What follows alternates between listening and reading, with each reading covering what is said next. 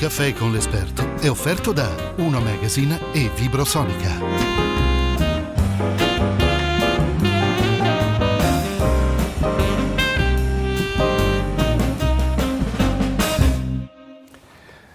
Ben ritrovati a Un Caffè con l'Esperto, sono Claudio Campagnolo, siamo nella prestigiosa sede storica del Caffè Pedrocchi nel cuore di Padova, per la precisione nella Sala Bianca. Di fronte a me c'è Paolo Zabeo, che è il coordinatore ufficio studi della CGA di Mestre. Benvenuto Paolo. Grazie a voi per l'invito.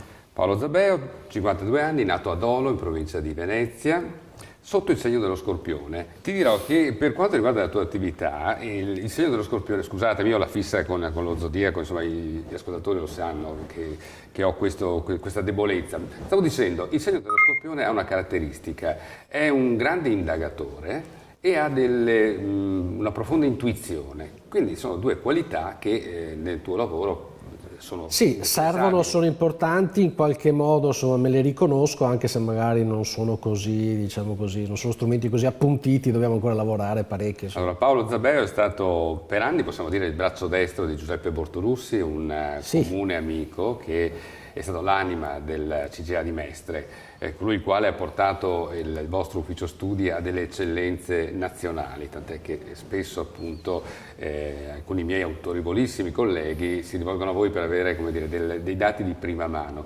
Com'è stato lavorare al fianco di una personalità così vulcanica e poliedrica come era quella di Giuseppe Bortolussi? Ma è stata un'esperienza straordinaria, perché più che ventennale è stata appunto molto importante dal punto di vista professionale ma anche umana, perché insomma Bortolussi era anche un personaggio molto duro, non era facile rapportarsi con lui. Era insomma. Un leone Bortolussi, quindi sì, era un leone, un uomo con grande carattere, grande grinta, determinazione, era uno che caricava sempre, insomma era un uomo, diciamo così, non da mezze misure, e obiettivamente insomma, non sono nemmeno mancati gli scontri, te lo dico tranquillamente, però insomma c'è sempre una forma di lealtà e di rispetto reciproca. Ma che cosa è rimasto all'interno dell'ufficio studi CGA di Mestre di quel modo di lavorare, anche di quell'acume che apparteneva a Bortolussi? Secondo me è rimasto un po' tutto, nel senso che a noi in qualche modo nel momento in cui è venuto a mancare abbiamo avuto l'obbligo morale di continuare il lavoro che lui aveva perseguito, le linee che sono state tracciate in questi anni,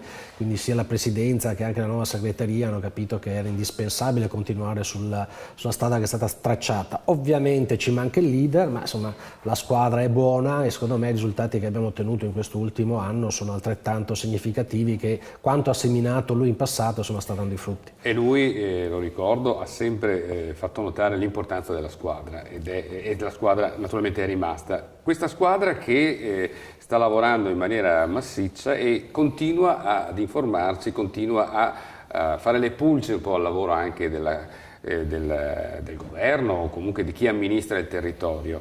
Si sta parlando da un po' di tempo del quantitative easing, no? Quando usano delle parole in inglese alzate subito, come dire, le antenne, perché da qualche parte arriva la fregatura. Cos'è questo quantitative easing e perché soprattutto non funziona? È un'operazione importante che ha messo in campo la BCE, la Banca Centrale Europea, quasi un anno e mezzo fa. Sostanzialmente a fronte della crisi, della difficoltà economica, della mancanza di liquidità e delle difficoltà che stanno vivendo le banche, in particolar modo quelle italiane, la Banca Centrale Europea ha deciso di iniettare forti, diciamo così, quote, quantità di soldi, di denaro, per far ripartire l'economia, rimettere in moto l'inflazione, creare le condizioni per la ripresa economica. Pensa che mensilmente, ogni mese, la BCE acquista 80 miliardi di euro di titoli pubblici che sono detenuti dalle banche. Quindi acquistano questi titoli pubblici, danno liquidità alle banche con l'obiettivo che le banche poi le trasferiscano nell'economia reale, quindi diano soldi alle famiglie e imprese. Invece è successo che in questo anno e mezzo in cui è stato attivato questo strumento, in Italia sono stati acquistati 176 miliardi di euro, quindi una cifra importantissima, ma noi abbiamo segnalato, abbiamo avuto modo di vedere che i prestiti bancari alle imprese sono drammaticamente in calo. sono scesi di oltre 26 miliardi di euro, quindi vuol dire cosa hanno fatto le banche? Che le banche hanno trattenuto i soldi al loro interno, si sono capitalizzate, si sono in qualche modo rese più robuste dal punto di vista dei bilanci. Perché anche questo, scusami, è una cosa che viene chiesta dalla BCE. Che viene chiesta... Sembra il gioco delle tre carte, la ragazzi. Situazione è abbastanza surreale, Esatto. cioè, da un lato ti do i soldi e tu con l'obiettivo che tu poi li rimetta nel mercato, dall'altro canto però ti chiedo livelli di patrimonializzazione sempre più elevati, per cui le banche sono costrette a tenersi i soldi. Da questa situazione, da questo cortocircuito che emerge, è che a essere penalizzate sono le imprese, soprattutto quelle di piccole e di media dimensione, che sono tradizionalmente sottocapitalizzate, a corto di liquidità, che hanno bisogno di prestiti da parte delle banche per operare, ma se le banche ti chiudono i rubinetti è chiaro che il sistema rischia di non reggere se questo avviene in tempi medio-lunghi. Quindi è chiaro che è una denuncia molto importante, per carità poi le banche hanno tutta una serie di problemi e anche certe giustificazioni, perché è vero che ad esempio le sofferenze di questi ultimi anni sono aumentate enormemente, perché appunto anche le imprese hanno avuto difficoltà a restituire i soldi che hanno ricevuto in prestito, però è altrettanto vero che se non continuiamo a dare i soldi alle imprese è difficile mantenere, o meglio riagganciare la ripresa e creare le condizioni per creare soprattutto occupazione, che è questo il vero dramma che sta vivendo la nostra economia, la nostra società in questi ultimi anni.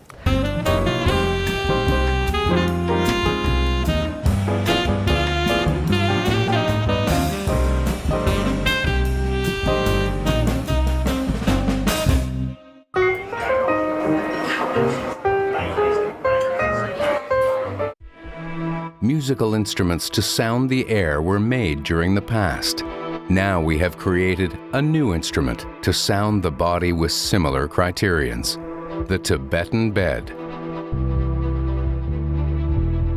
Vibro, a polysensorial company.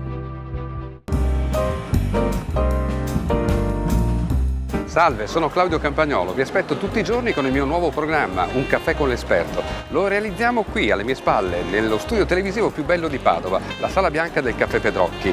Ogni giorno un esperto ci parlerà della sua professione, della sua vita, delle sue esperienze. Vi aspetto tutti i giorni sul canale 15 di Serenissima Televisione, grosso modo verso l'ora del TG.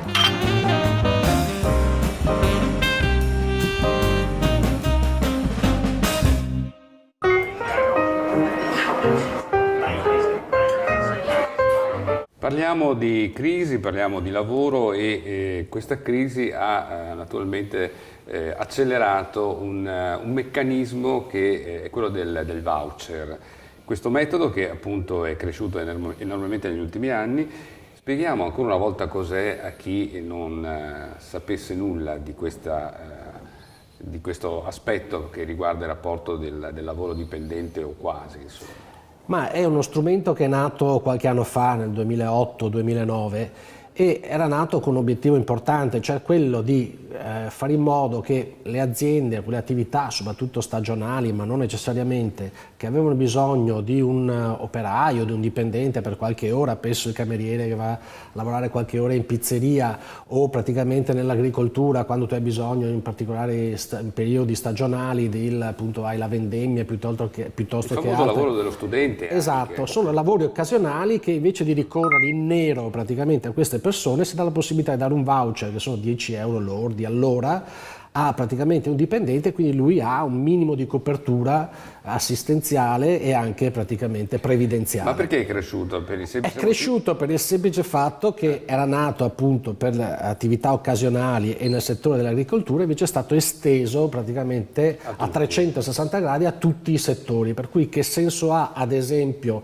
assumere praticamente un edile per qualche ora con il voucher? Non ha nessun senso, un metalmeccanico. Purtroppo si è data questa possibilità sbagliando, quindi c'è stato un abuso di questo strumento da parte di moltissimi imprenditori, ergo questo in qualche modo ha penalizzato soprattutto quei giovani che magari potevano entrare nel mercato del lavoro con altre finalità, con altri strumenti e magari con maggiori garanzie. Ecco, sembra che il governo, per cercare di contenere questo abuso, abbia inserito in in un recente decreto alcune, come dire, correttivi. Sì, anche perché spesso si acquistava il voucher, però il voucher non lo si dava mai praticamente al dipendente, alla persona, lo si tratteneva, lo si pagava comunque in nero e nel caso solamente di eventuali controlli gli si dava in mano. E quindi per evitare queste operazioni che purtroppo ci sono state, maldestre di molti imprenditori, si è deciso praticamente che ci vuole la segnalazione prima di avviare l'attività lavorativa, c'è una segnalazione attraverso un SMS piuttosto con la mail presso l'INPS che quindi questa attività è in corso, questa attività è partita, questo lavoro occasionale si sta realizzando in questo momento. E quindi in qualche modo si dovrebbero scoraggiare i furbetti che purtroppo in questi anni hanno in qualche modo utilizzato a dismisura, in maniera scorretta, questo strumento che secondo me comunque non va demonizzato, perché ripeto, se utilizzato in alcuni ambiti, in alcuni settori, ovviamente può dare il suo valore.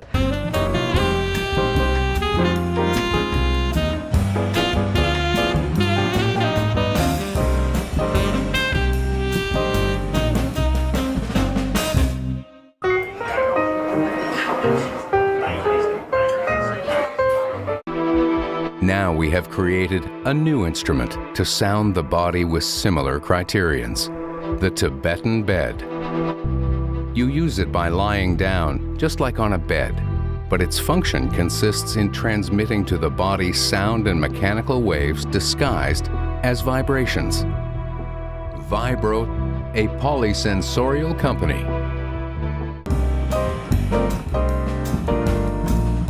Salve, sono Claudio Campagnolo, vi aspetto tutti i giorni con il mio nuovo programma, Un caffè con l'esperto. Lo realizziamo qui, alle mie spalle, nello studio televisivo più bello di Padova, la Sala Bianca del Caffè Pedrocchi. Ogni giorno un esperto ci parlerà della sua professione, della sua vita, delle sue esperienze. Vi aspetto tutti i giorni sul canale 15 di Serenissima Televisione, grosso modo verso l'ora del TG.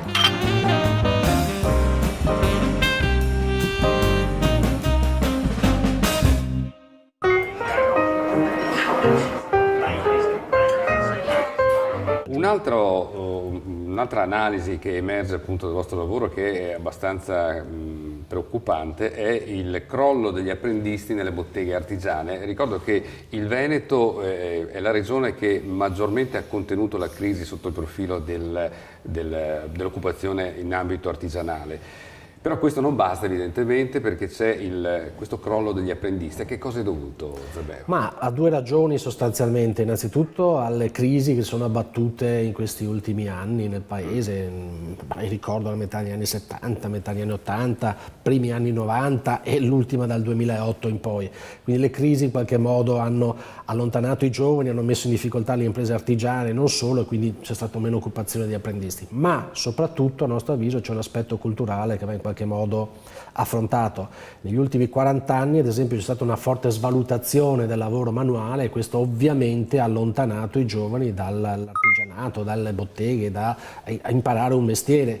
Io ricordo la mia generazione, quando andavo a scuola io, i miei genitori mi dicevano: guarda che se vai male a scuola l'anno prossimo vai al lavoro, cioè il lavoro veniva visto come una punizione. E ricordo benissimo che i genitori di allora, ma anche di adesso, non avevano certo l'ambizione che i propri figli andassero a fare il dipintore, il calzolaio, l'estetista, ma auspicavano il medico, l'architetto, l'ingegnere, eccetera. Quindi c'è stata praticamente una svalutazione del lavoro manuale che in qualche modo va recuperata. Bisogna dare dignità al lavoro manuale, bisogna avvicinare i giovani e purtroppo ancora adesso il grosso problema è che c'è uno scollamento, un disallineamento tra scuola e mercato del lavoro. Bisogna avvicinare questi due mondi e solo così possiamo avvicinare molti giovani all'artigianato e al lavoro manuale, che è uno degli aspetti fondamentali del nostro Made in Italy, del nostro saper fare, che ci viene riconosciuto in tutto il mondo. Purtroppo siamo arrivati in conclusione, mi sono rimasti un sacco di colpi in canna. Io mi auguro di riaverti a brevissimo. Assolutamente sì. Qui ospite a Un caffè con l'esperto, però 20 secondi per un ricordo, qualcosa di particolare che ha segnato la vita di Paolo Zabeo. Beh, il ricordo più importante sicuramente è la nascita di mio figlio, ricorre proprio quasi in questi giorni, sono 17 anni fa, quindi è stato un momento straordinario, particolare. Come si chiama tuo figlio? Luca, che praticamente ha cambiato la mia vita in meglio, ovviamente, e questa insomma è stata la cosa più bella. Bene, grazie a Luca che ha cambiato la vita in meglio dell'ospite di oggi, Paolo Zabeo, lo ricordo, coordinatore ufficio studi della CGA di Mestre. Grazie ancora. Grazie a voi.